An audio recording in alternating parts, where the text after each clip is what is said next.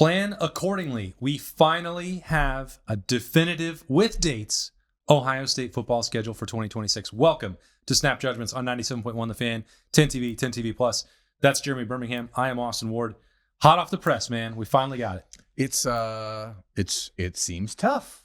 You know, well, we already knew it was going to be tough. We knew it was going to be tough, and I actually think, first blush, and we'll dive into it here momentarily when we look at the full schedule, but it's tough, but it's manageable. It's not a lot of back-to-back chaos for Ohio State. I mean, yeah, you have Indiana, then USC, then Oregon in 3 out of 4 weeks to handle those 3 games. But other than that, it was similar, I think, in some ways to the 25 schedule, where it's like that mid-October stretch for Ohio State we thought was really going to define the 2025 season. That ended up being a much easier stretch last year than we anticipated. But this year you go to Indiana on October 17th. You get a week off to catch your breath.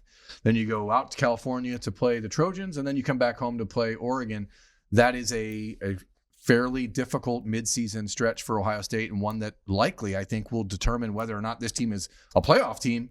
But if you're one of those Ohio State fans that's been lamenting for the last few years that the schedule isn't tough enough, or if you're an Ohio State hater that has said Ohio State plays a preschool schedule, well, you got your wish. That is not the case in 2026.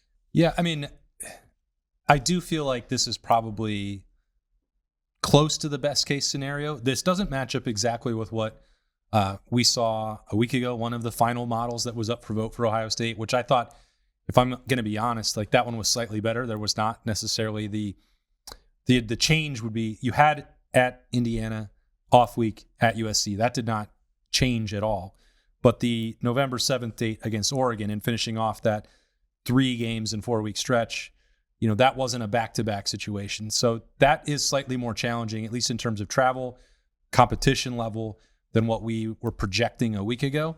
But I still think if you look at it, it's largely spread out.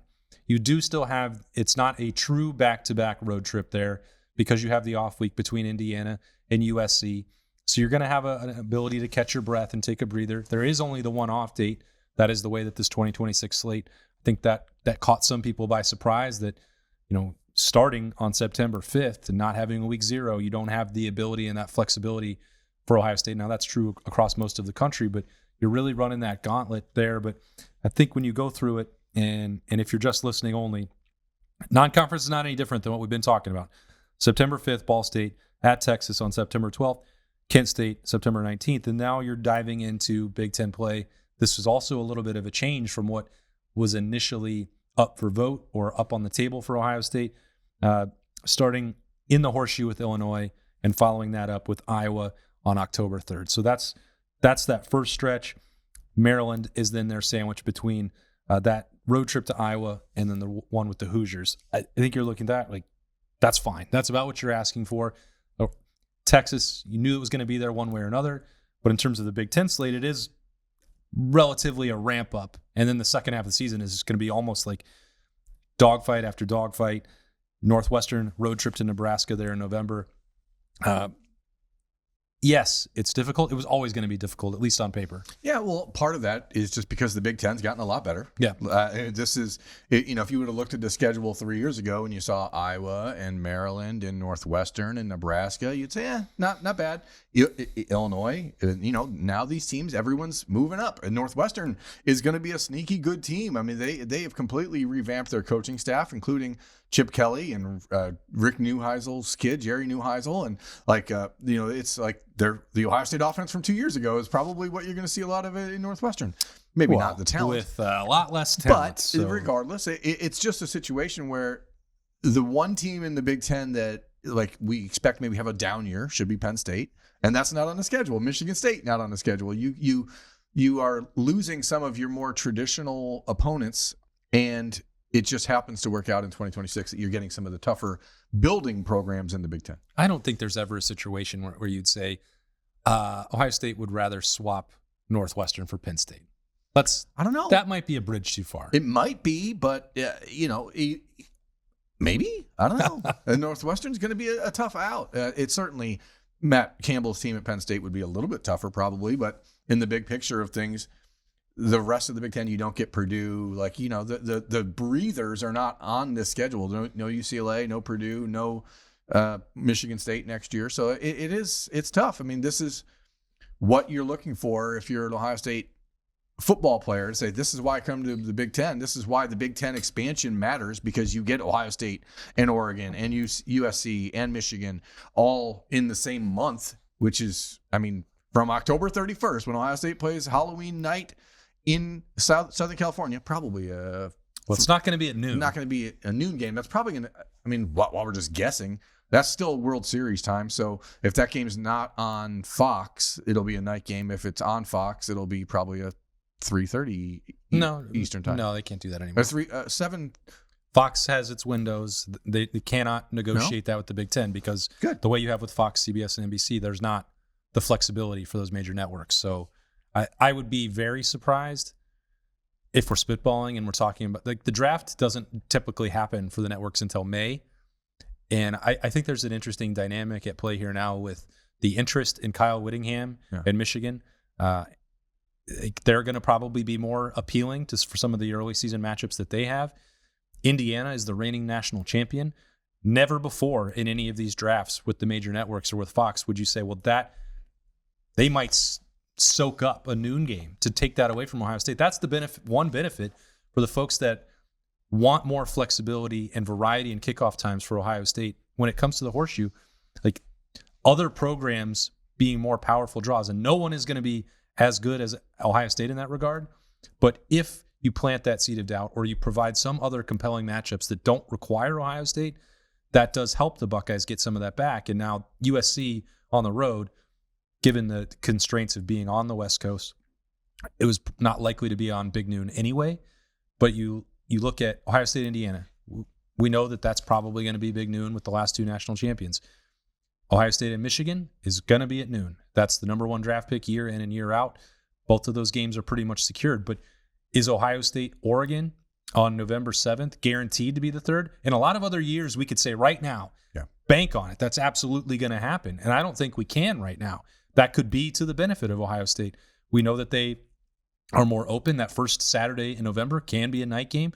And Ross Bjork and Ohio State and the administration have been more open to doing that post the first Saturday in November they did it as last well. year on November 15th against UCLA. So, if we're spitballing those, I think that will be an evening kickoff at USC. And I think there actually is the possibility that Ohio State, Oregon might slip out of one of those top three spots and give the possibility, whether that's 3:30 or 7:30, I don't know. But you don't have to just give up and throw your hands up and say, well, Ohio State's never going to get what it wants under the lights in the horseshoe. They very well could get that this year. Again, the benefit of a rising Big Ten. Everyone's getting better, and Ohio State and the fans, I think that's the most important part here. Like, the majority of the complaints about the night game situation around the Buckeyes program in the last few years has come from the fans who want that experience. Obviously, the players like it. I think that they've proven that they love the atmosphere at night in a horseshoe, but you do have to sit around all day and wait. But either way, like it is a schedule that you can look at and say, hey, this is one that is going to provide a number of tests for Ohio State. Even Illinois, that I would almost guarantee that game's at night, wouldn't you? In early mid-September, late September. I mean, Ohio State, Illinois seems like a perfect time for a late September. I definitely won't guarantee anything on that front. Because do it. No, I'd love to be able to. And when we get into the summer months, we typically have a lot more heads up about what it might look like. Yeah. The end of January, and I mean, I can't believe that this is when we're having this conversation. Thanks, Tony Petiti, for the delay. Tony! Hey, Tony P. It should have been out months ago. But even if that had been the case, regardless, we still would have to wait until May to see what Fox prioritizes. The only schedule that I have looked at completely, and a couple different iterations of it, is Ohio State. So what other weeks would be on the table? What's the head-to-head competition for a game like Ohio State, Illinois? I mean, that could be another top 20 matchup, the way that Illinois and Brett Bielema have built up that program. So it may well be that Fox wants to preserve one of those early Big Ten weekends. That's week 2, so it's a little bit different than that's the Big Ten opener. So maybe that would be an impetus for Fox to want that actually for noon, because they might not have had the Buckeyes yet on their airwaves, and that's a long time for them to wait without the most prestigious brand in their portfolio, because Ohio State, Texas is going to be on ESPN ABC also we're going to guarantee something, that game is going to be at night. Yeah, for sure. So I certainly wouldn't guarantee Ohio State Illinois is at night because of those factors that I mentioned may push Fox to schedule that at noon. You've been on a schedule.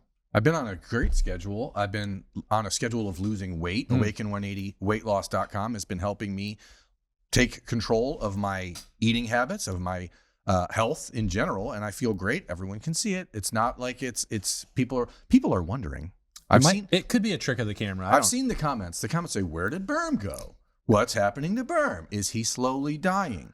The answer is it a Back to the Future situation? Yeah, we're all slowly dying. I want to be clear. Oh, but that took a turn. I'm actually feeling significantly better health-wise. I feel great. Joints have been great. No arthritis flare-ups in months.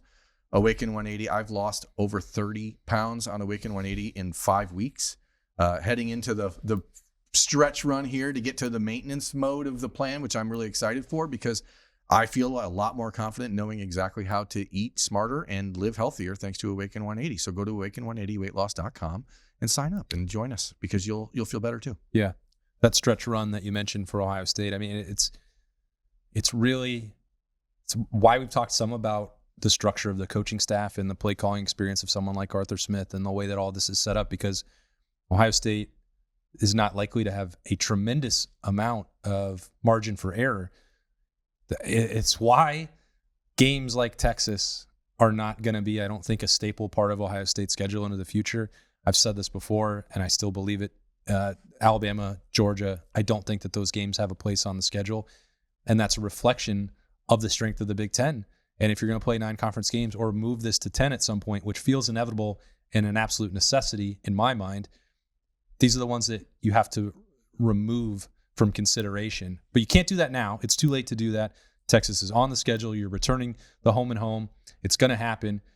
And you're going to know what the scenario is for this team as a playoff contender by the time you get to November 7th. Like, it's going to be determined for the thumbs up or the thumbs down well before Michigan, which is a huge change if the schedule winds up being as difficult on paper as it looks right now. Right, because a year ago we had similar conversations about the 2025 schedule, and then you saw teams fall, Penn State among them. But it definitely sets up an opportunity for Ohio State to really have a good barometer early. You almost wish that all the conversation that Texas had in December when they didn't make the playoff about whether or not they were going to cancel the Ohio State game, you kind of wish they would have just done it because the schedule would sure feel a lot nicer if you had Youngstown State or somebody like that on there on September 12th for Ohio State. But again, you go to Ohio State as a football player for a reason. You want to get the best of the best, and it's an interesting season for Ohio State in general because of the way this last one ended. So if you were coming off of the national championship and you ran into this schedule and you're replacing 4 first-round draft picks, you can be like, well, we understand this year might not be the playoff year. Ohio State does not consider itself a program that needs a rebuilding year. It is a reload all the time. But the reload might be a little bit more difficult in 2026 when it comes to the defense catching up to speed. Again, you're going to find out very early in the season where the defense is at, because I would expect you're going to see a much more competent and explosive Texas offense than you did last August when they showed up at Ohio Stadium. So you're going to find out pretty quick. And it will be the first time I think that Ryan Day's teams are going to be viewed on almost like a week-to-week basis instead of a season-end basis, because it really does have the bones to be a truly challenging schedule from top to bottom. And you're right, though. Like, these Texas games, they have to go away. There's just no point in them anymore. Yeah, and it's sad. It's not because of – I'm making it sound like the risk is not worth the reward, but – well, Texas proved last year it did not work out for Texas. And we can say, in hindsight and looking at the playoff field, they had plenty of other chances and games that Texas let get away that cost them.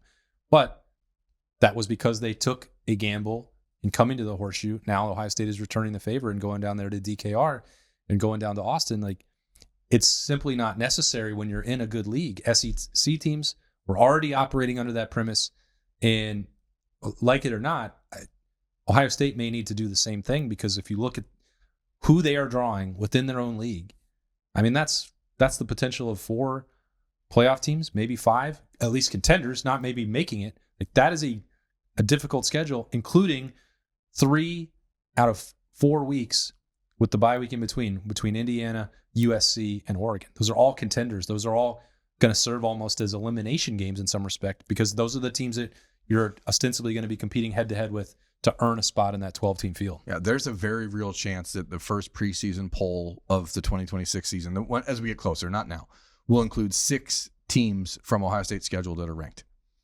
And that's pretty substantial. So it's a lot of opportunity. But a lot of opportunity for chaos as well in the Big Ten. But that's what they want. That's why you expand the league from coast to coast. That's why you are making a $700 billion contract or whatever it is. I'm not good at numbers. I'm not good at numbers, but I think that this is what the league kind of perceived as its future when they decided to expand further and bring in the West Coast teams. But when you're the big money draw like Ohio State, you're going to be finding yourself in these marquee games. And as Ryan Day and the Buckeyes continue to reshuffle their priorities and the way that they build a roster, like you got to build it for an NFL type schedule now. And it should be a lot of fun. That's also why they're building an NFL-sized roster and putting together an NFL-style coaching staff, as we've been breaking down all month long on The Beat. We'll be back with one of those on Wednesday morning. It's not going to be a stock watch. Although we could pretend like it is, but it is time to get into the position review previews. So we'll start that off with the quarterbacks on Wednesday morning on 97.1 The Fan, 10 TV. Those are both the YouTube channels, by the way. 10 TV Plus, you can watch on digital. And if you're downloading the audio only, you can do that on Apple, Spotify, Roku, I don't know, everywhere else. And we appreciate that just as much. So thank you for that. So the schedule is out. Make those plans right now. We're feverishly working away on the Marriott app right now, making sure that we've got all our hotels and flights ready to cover this team throughout the year 2026. And it was fun to break down what the future looks like with finally getting a schedule from Tony Petitti. For Jeremy Birmingham, I'm Austin Ward. These have been Snappy Jays. We'll talk to you tomorrow.